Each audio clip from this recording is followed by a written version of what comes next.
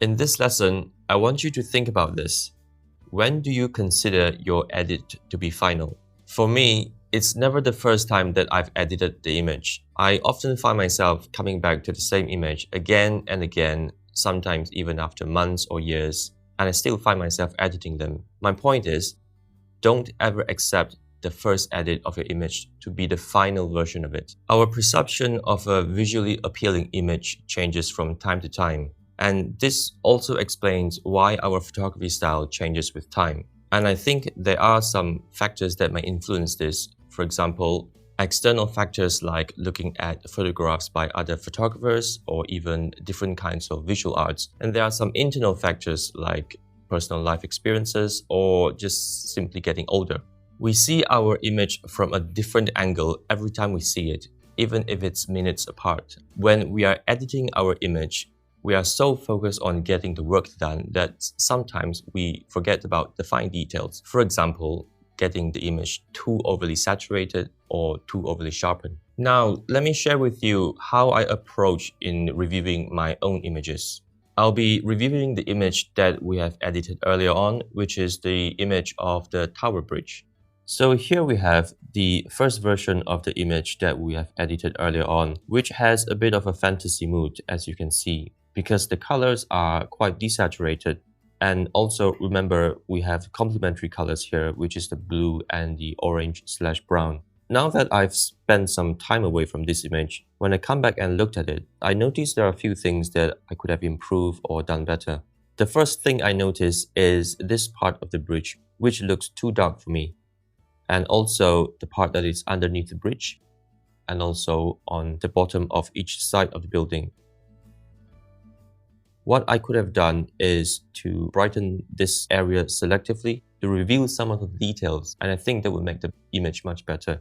Because the light is coming from the right-hand side of the image, I thought I could create a more gradual transition of gradient across the footpath on top of the bridge. Maybe a bit more brighter on the right side and a bit darker on the left side, just like how I did on the bridge itself.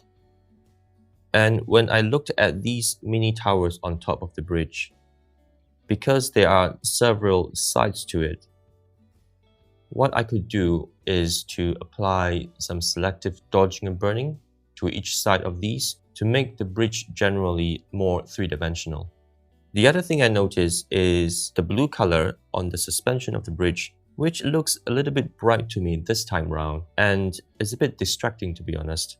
And what I could do is to use the luminance or even the color range mask in Adobe Lightroom to desaturate so that the focus is more on the bridge itself. Talking about desaturation, I know in the edit I've desaturated the buildings in the background there, but I could still see some yellows and red that are still standing out to me. So I would desaturate those buildings in the background further and maybe apply a bit of vignette to them as well to make them look darker. And looking at the image overall, because the bottom of the image looks quite dark, it would be a good idea to also apply the same thing on top of the image, which is across the sky, just to mirror the vignette effect to make the image look more balanced. Once you are satisfied with your editing, I encourage you to go away, spend a few minutes apart or even hours before coming back to look at your image again. The chances are you will find something that you want to edit. Going away means you can come back to it with a new perspective and a fresh mind that you might see things differently.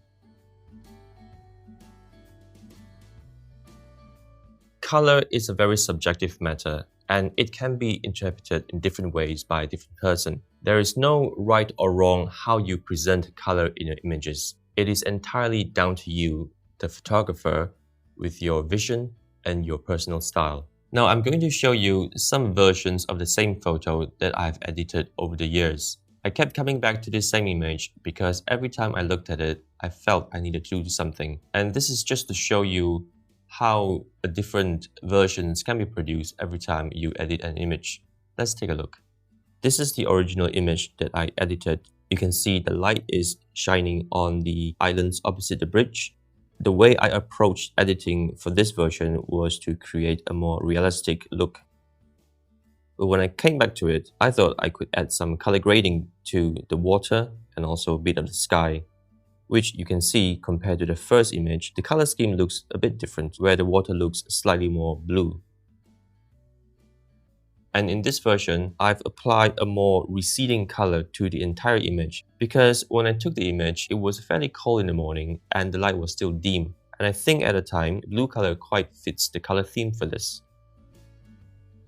In the last version, I've applied a HDR effect just to make the bridge and the island opposite clearer and to make every details stand out. All the images here are identical except for the color theme. Look how different the color themes are in each image and how they make you feel emotionally.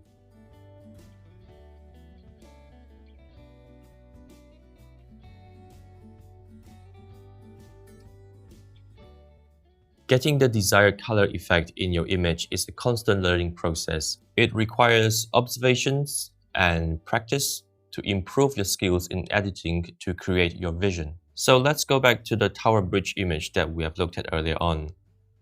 Do I think this is a successful image? Personally, I think this image looks good, but there are always room to improve. And from what I could see at this point, I am fairly happy with how the image turns out. But this is my photography style, and from your perspective, you might think the image is too desaturated or too dark, and that's completely fine.